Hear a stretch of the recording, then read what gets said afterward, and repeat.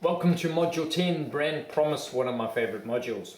So what is your brand known for, or what would you like it to be known for?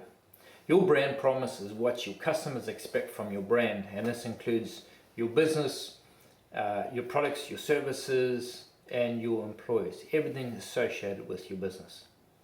For all businesses, you don't have to go and create one. You already have one that is derived through what your customers have experienced from your business to date. Do you know what yours is? Is it what you want, or can it be improved on?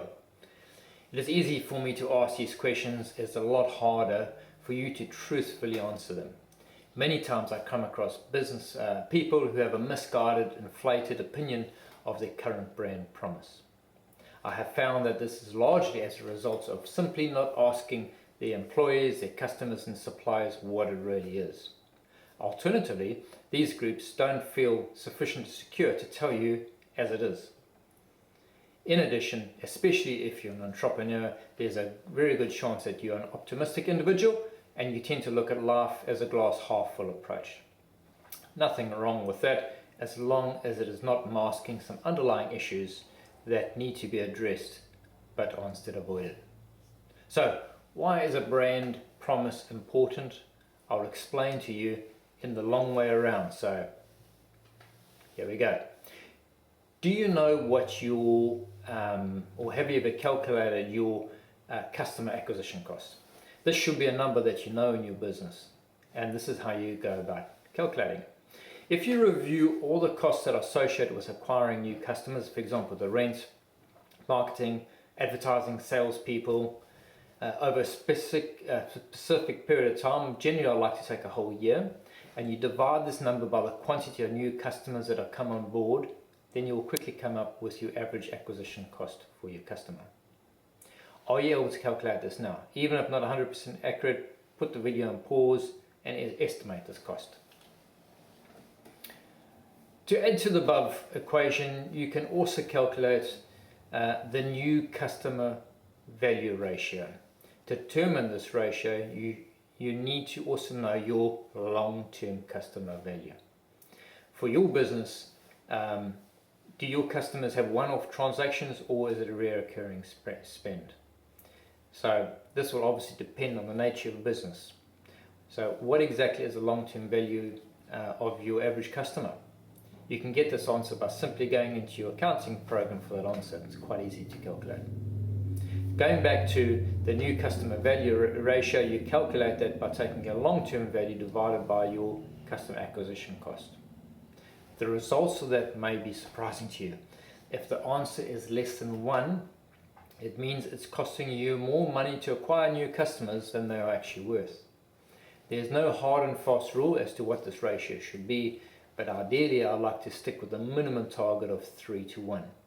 This means that for every dollar that you spend on acquiring a new customer, $3 will come back to you. So back to the initial headline, why is a brand promise so important? Well, we can influence and cultivate the brand promise, but ultimate control of this lies in the hands of your customer. If your customers have a positive association with your brand, then customer loyalty increases.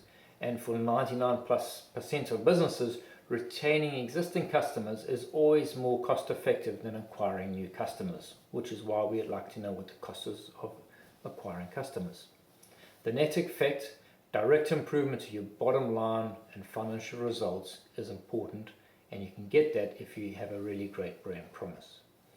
From a business strategy perspective, what is even more valuable is that a great brand promise acts as a powerful differentiator, and that is exactly what a strategy is trying to achieve.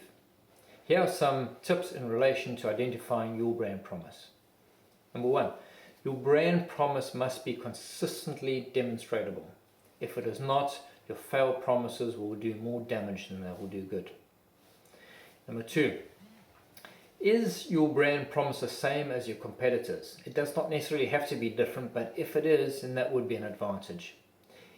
If it is the same, then can you differentiate yours by delivering on it to a higher standard and more consistently than your competitors? Number 3, Have no more than 3 brand promises. If you do have more than one, then make it very clear which is the dominant one.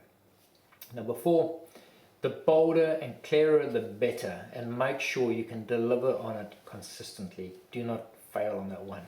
Number 5, when you are reminding everyone of your brand promise, try to do so by connecting on an emotional level. Review what you've covered off in Module 9 regarding this point. And number 5, never tire of reminding yourself, your staff, your suppliers, your customers about your brand promise. You have said it 1,000,000 times in your own head, but you need to do it 1,000,000,000,000 times outside of your head. Your brand promise needs to float in their subconscious minds whenever they have a chance. Some examples. At McDonald's, their promise is around speed, consistency, and fun for the kids. Coca-Cola, to inspire moments of optimism and uplift. Nike, to bring inspiration and innovation to every athlete in the world. And remember, we covered this earlier, every athlete means anybody with a body. Harley Davidson, we are Harley Davidson. Wow, that's a powerful one. What a great brand promise. Apple, think different. Marriott, quiet luxury, crafted experiences, intuitive service. And Walmart, save money, live better.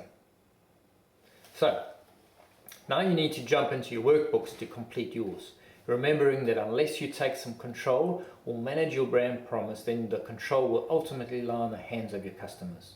And that is not exactly empowering for your business. So start taking control now of your brand promise right now.